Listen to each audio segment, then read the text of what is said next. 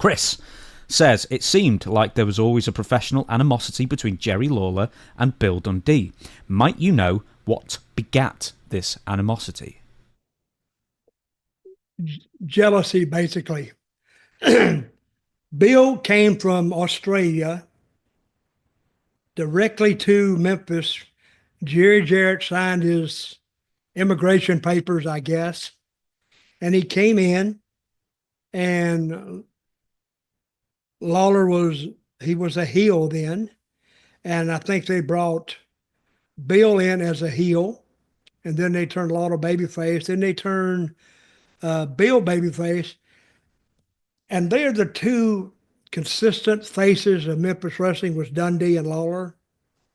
And after a while, both of them were baby faces, and both of them had, I would think, professional jealousy of each other. And then Lawler actually bought into the territory. He became a co-owner with Jerry Jarrett. But yeah, the whole time I was there, if one of them was in the main event and the other one, he displayed some jealous tendencies, and both of them, I've heard both of them say something about the other one. I don't know why I'm not the main event, or why they're going with him, or why we doing this. Of course, they were just talking to me. I had no answers for them anyway. But yeah, they basically down deep, they don't really like each other at all.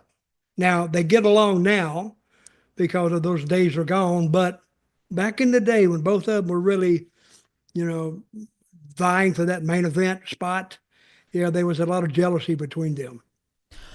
Do you think on Bill's part, it's just, I'm just supposing here, but do you think, man, if Lawler wasn't booking half of the year, I could be just as over. I could be the face of Memphis like he was, but he's got a piece of the company.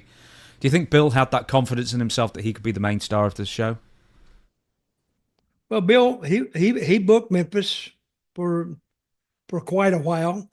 Really, Memphis only did good with Jerry Jarrett's uh, overseeing it all. Jerry had a wider vision. Jerry Jarrett did. He had a wider vision of what wrestling should be, and Lawler had a tendency to do stupid, crazy little spots and all. People showing up in boxes, and it would be more comedy than anything a lot of time, not the whole show, but Lawler would put that in there.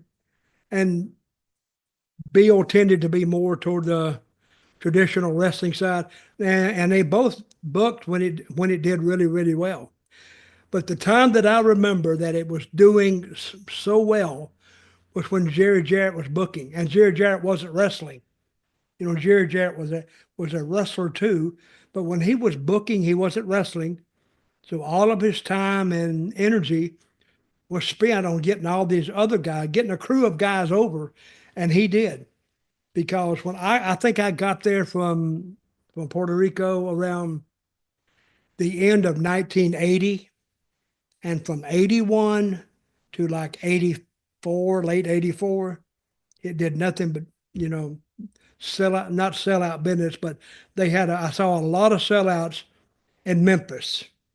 And of course, they had a lot of great programs going on at the time. Me and Lawler was one of the big ones.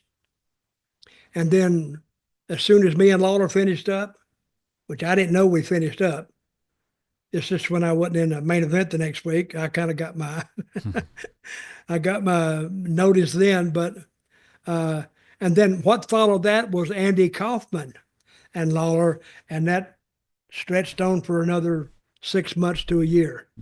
And I think after that, I think Andy died not very long after that.